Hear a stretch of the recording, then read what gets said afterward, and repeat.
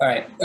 Good evening, everyone. Welcome to our first SC Securities Research Weekly Market Update. We will be covering the main headlines of what happened in the economy and in the market this week, and also provide an outlook for the stock market and a couple of picks in terms of stocks for the coming weeks. We start off with our main headline: COVID strikes again. However, prolonged national lockdown is not the answer. The country is currently experiencing its third wave of COVID-19, and thus far it is turning out to be its deadliest wave. Already in the last week, we've seen close to 18,000 cases.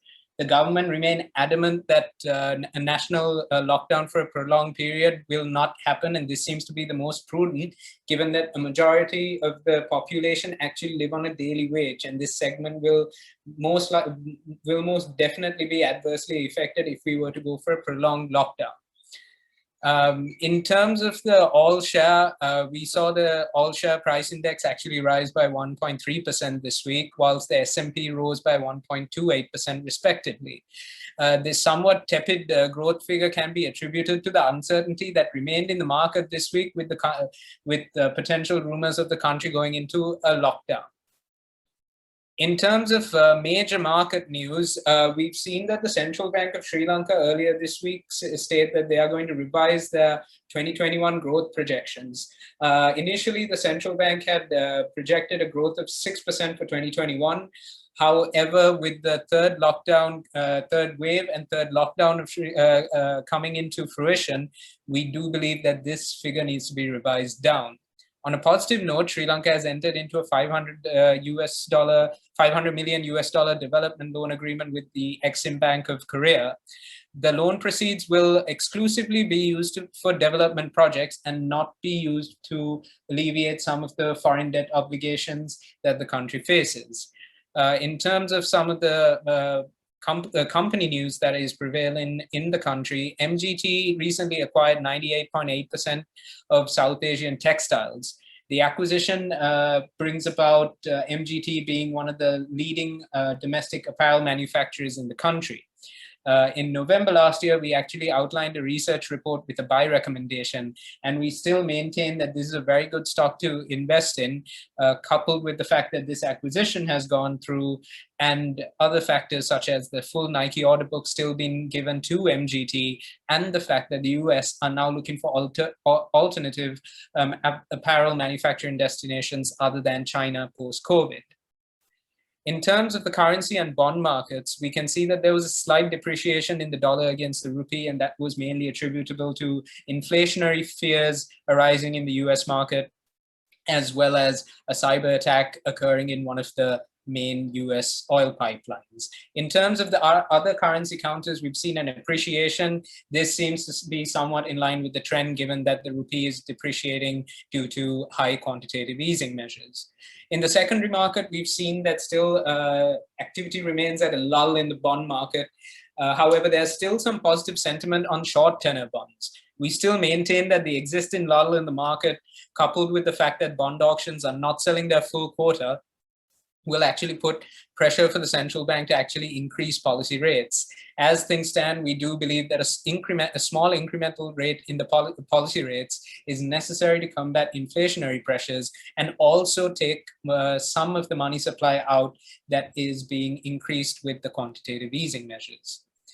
In terms of the commodities, oil actually fell on the back of fears of US inflation coming into fruition.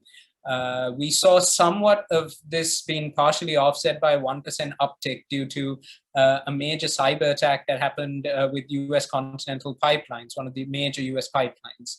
In terms of other commodity counters, copper and aluminium continued their upward trajectory, with copper actually hitting an all-time high, whilst aluminium also saw a significant rise in its price, both of which were backed by increased demand from China. In terms of the global markets, European markets actually faced a dramatic sell-off on Tuesday, which was preceded by Asian and US markets being rocked. And that was primarily on the back of China's consumer price index report figures coming in, and they were falling short of the target. There were also, like we mentioned before, inflationary worries stateside, which knocked the US dollar to a 10-week low. However, we still do believe that the Federal Reserve will keep their policy rates where they are, and they will continue to implement their slow walk policy despite fears arising of an overheating economy. For the last section, I actually will hand it over to Harin, who will give a brief outline of what is actually happening on the all share and our pick of the week this week, MGT. Over to you, Harin. All right, thank you, Nuwan. So I'll be going ahead with my technical analysis on ASPI and MGT. Firstly, it would be ASPI daily chart.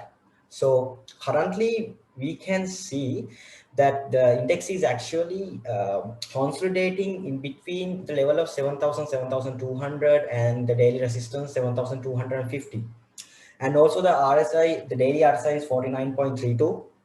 So what we could see here is that if a breakout of this daily resistance 7,250, 7,300 occurs, we'll be able to expect 7,500.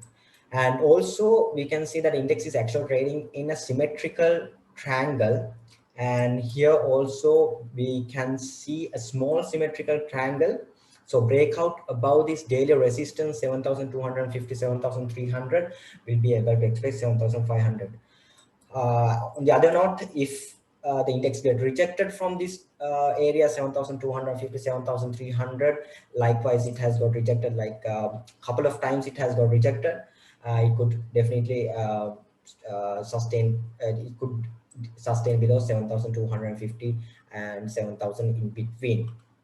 So moving ahead, I'll be adding the 8 and 18 EMA levels, which would indicate the overall direction where the index is. So currently we can see that there was a crossing here, which was a very bearish crossing, and it led the index to come down heavily up to 7,055. So here, if another crossing occurs where the 8 EMA crosses 18 EMA, we'll be able to see a bullish momentum where this daily resistance break. So that's on ASPI. And looking at MGT, so this is a weekly chart of MGT, and RSI 67.57, still in the mid-range. So here we can see that the price is actually trading below the monthly resistance 1920 and trading above the weekly support 1650. Overall, still it indicates a bullish momentum according to the EMA levels that I have used, 18 and 8 EMA levels, and breaking above this monthly resistance 1920 region, will be able to expect the weekly resistance 22, 22.5. So that would be the next target level if the price manages to break 1920 key level. So that's on MGT. Thank you. Over to you, Nuwan. Thank you for that update, Harin. As always, what we will be doing with this video clip when we're forwarding it to our client base, we will also be attaching this report for your perusal. And it was a pleasure having you all listen to this, and we hope to have you again next week, where we will be doing another rundown of some of the key highlights of this of the week in Sri Lankan markets. Thank you all, and have a pleasant weekend.